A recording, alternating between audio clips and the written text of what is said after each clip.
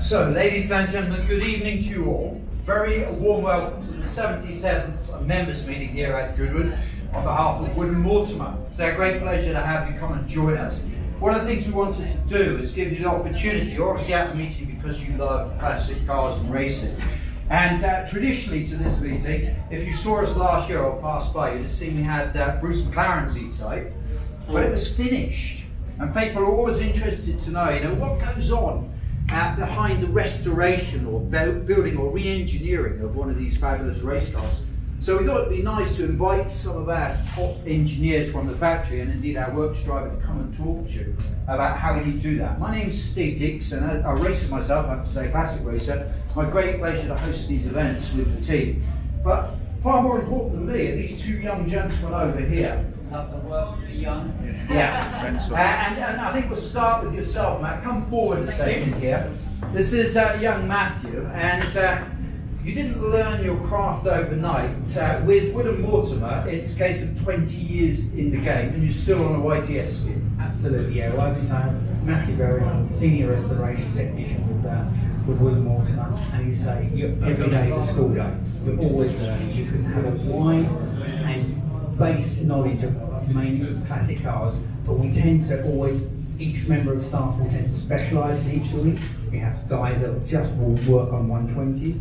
I'm more of a Ferrari and an E-Type specialist, and we have engine builders, and we all have our own little niches. But we have a good background in classic cars. You can't know everything about every car, it's impossible. And a lot of our clients and yourselves will know a lot more about a particular motor vehicle than we. So we won't ever try to pretend we know it all. We'll say, all right, that's the case. Well, I didn't know that. So it's always a learning curve. Matthew, we're also with Mortimer. Let's be fair, we're all racers. We love competition, we love to compete, and we needed to build a new car really, I guess, for Chris Ward, who we'll be talking to later, to race. And this could be it. Yes. Now this car, actually in period, started life as a road car, but like they did back in the day, and this is 1963, very quickly it became a race car. Yes, this car was basically an early 3.8 car, and it's a GT, 363 GT car. Now, as we know, we have to do a certain set of rules you have to abide by. So this car, as you can see, many modifications from a standard car, but we have, as you say, a set of rules. We can improve certain things and we can tweak. Like the engine, it has to be a standard engine, but it doesn't mean to say we can't gas flow the engine to perfection. We can't change certain things, smooth things out, make things work much better. Braking system, as you can see, they are quite standard pistons. They're slightly bigger. The discs are slightly fatter, but it's still the original concept of the brakes, which are on a 61 car, 62 car, were extremely poor. The engine always outperformed the car. Standard gearbox, but what we've done, we've completely taken the gearbox apart, re-engineered it and smoothed it. It's almost the gearbox is too good to build. When you see them come back, they are highly polished like chrome, and it allows the gears to work more efficiently, quicker gear changes. But we have to use a standard Moss box. But it doesn't say we can't re-engineer that and rework the car and make it a lot better than it originally was. So, in terms of the car's essence, Matthew, if I've been old enough and wealthy enough to have bought one of these in period, and then I jump into a Woodham Mortimer E-Type, would I feel the same way?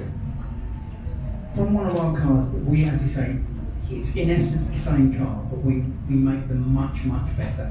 If we will build a road car for you, as I said, we can improve it massively. It's a completely different animal from a 61 car, or when the 4.2 came out, 65 car.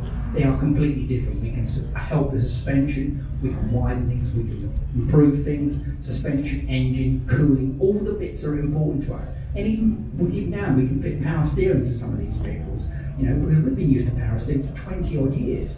And you get in some of these classics, and even though the smart factor is huge, you're always going to have that. Well, it's not quite the same as the car you drive on a daily basis, but we do our best to do this. This particular mark of car here is a race car. It's on original points, but it doesn't say we can't completely go through that distributor and balance every bolt weight to has it advanced curve absolutely correctly. But we would fit electronic ignition to a road car. So we can do many things. There's an aluminium high efficient radiator. It has an oil cooler. You think, well, that's not standard. But it was allowed in period. Because more oil needs more cooling, and we can improve water pump efficiency, radiator cores, all these bits and pieces we can help and make a lot better than they originally were. So yes, the answer to your question is they're a lot better than they ever were. So one of the areas for me that, as a racer and both as a road car driver, that's improved enormously over the last however many years is safety. And you have to say, one of the things that always concerns us classic racers is, back in period, let's be fair, people died a lot more often than they do these days.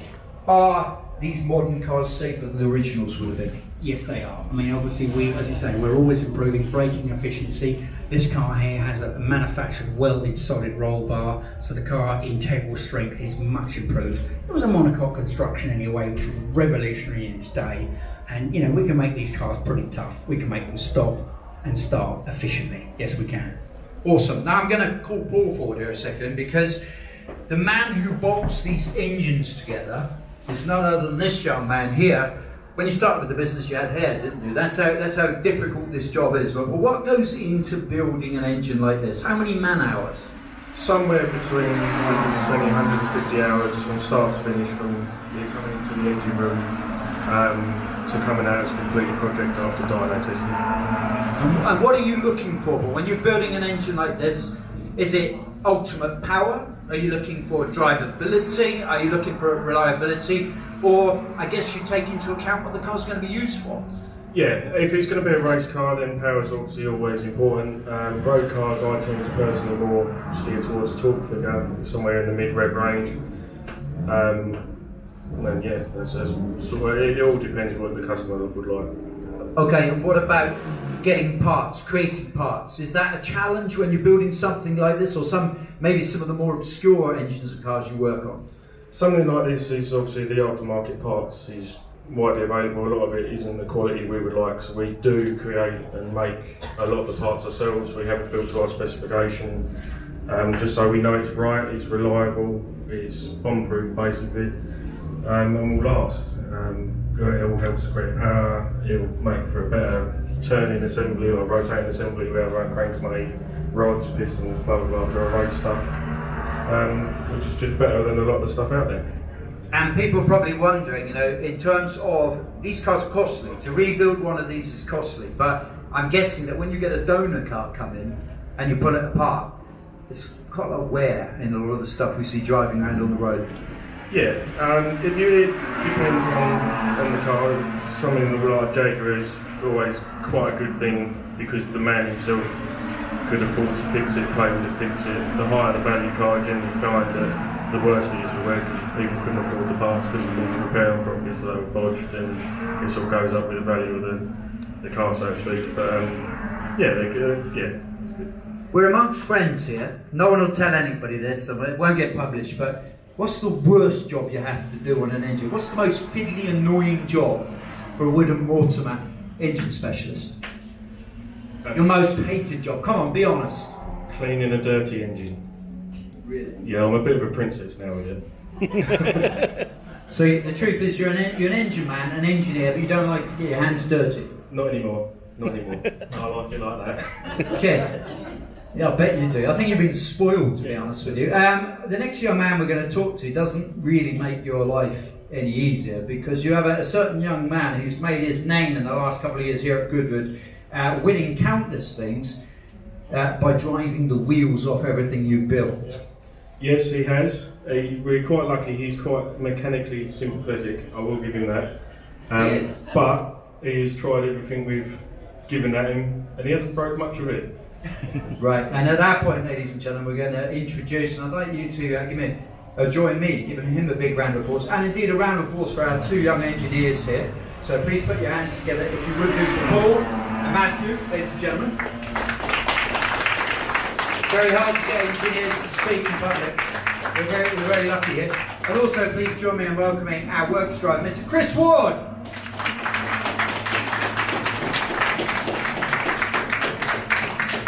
Well, Chris, this must give you a feeling of pride when you look over the quality of work that the guys in your workshop do at Woodham Mortimer.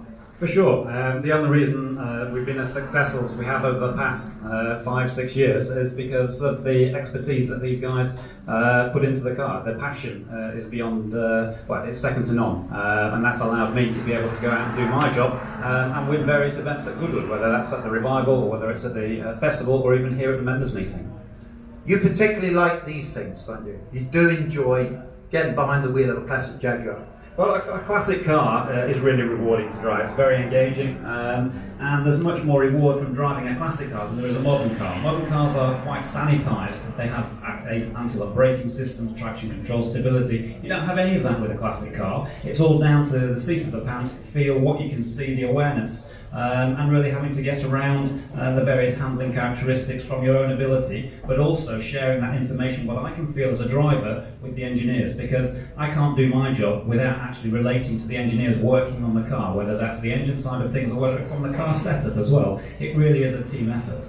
We always say in motor racing that, you know, the stuff we learn on the track that we pass on to our customers and improves the road cars we built. At Woodham Mortimer, that's really true, isn't it? You guys are actually out there further developing cars and making them better than they were in period.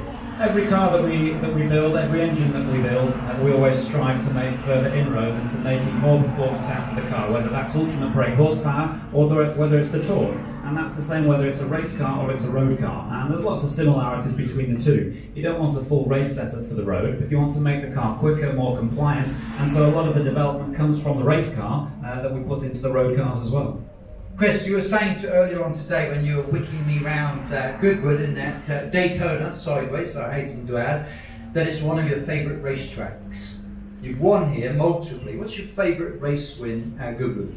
I think it probably is the first time we won the TT in 2015. I was sharing the car with Gordon Shedden. We qualified third. I made a pretty average start, but within a couple of laps we were back into the lead, and it was a lead that we held on to for the remainder of the race. And it's not just the driving of the car, it's the emotion that you have when you come in, when you do the pit stops, and at the end of the race to see the enjoyment on all of the engineers' faces is just it's better than taking the checkered flag, to be perfectly honest. It's that team effort, and it's showing the passion that everybody has for the work that they do on the cars at Woodham Mortimer. And his lordship's done an extraordinary job, hasn't he, with the whole Goodwood festivals. I mean, there's no question about it. Sold out every year. Really knowledgeable, enthusiastic fans. Definitely. It's about getting up close and personal. You can't do that anywhere in the world apart from Goodwood in terms of, well, especially the members meeting, it's access all areas. The Revival is a little bit more limited, but His Grace has it ideally. He's got a great range of cars, right from the Edwardian right the way through to the almost current Le Mans prototypes outside, and just such a variety, and he invites a lot of different drivers as well, so there's a good skill set out there. It's entertaining. You only need to watch that mini race that's just been out there, action packed from the word go to the finish, and it's because of the circuit, the way the circuit flows. There's no stop start, it flows really well. It's not sanitised in any way, so if you make a mistake there's consequences for it. You don't just run wide onto a tarmac area. You potentially could have a problem, so you've got to gather it all back together. By the time you brought it back on the track, you've lost 3 or 4 seconds. So it's a fantastic place. It's going back to how it was in period, but thoroughly enjoyable to drive and also to watch. That he potentially could have a problem, ladies and gentlemen. That's typical northern understatement. As Sterling Ross discovered all those years ago, this is not a great place to crash. No, for sure it isn't, but it's about keeping on the black stuff where you can do. But it's also about driver ability. And a better driver here will be shown much more than somewhere like Silverstone that's got a huge run-off area, so you can make the mistakes and not have any consequence for making that. I think one of my favourite victories you had here was with the Woodham Mortimer Rover ST1. The car's here driving, but you're not in it. That's a real hard thing to take today. Seeing that out there and not being part of the team is really difficult. But it's got a new home now, a new set of drivers, and so we wish the car all the luck. Finally, Chris, let's explain what we do, because I think at Woodham Mortimer, you know, in the business, it's become the classic name over the last year or so. There's no question about it. Long heritage the company. Matthew was mentioning he'd worked for the company for 20 plus years. And the reality is, we've really gone back to our roots in terms of development, engineering, building cars. Tell me a little bit about what you and the other 60 guys do in Malden. Well, we specialise in restoring classic cars, whether it's a Jaguar E-Type, whether it's a Ferrari 250 short wheelbase. The guys are so multi-talented that they're able to adapt between different marques, different models, and it's all credit to them that they're able to do that. I think it's better doing that than specifically specialising in one particular car, because it means they're more motivated, their enthusiasm is there, because they're working on different things and different projects, not necessarily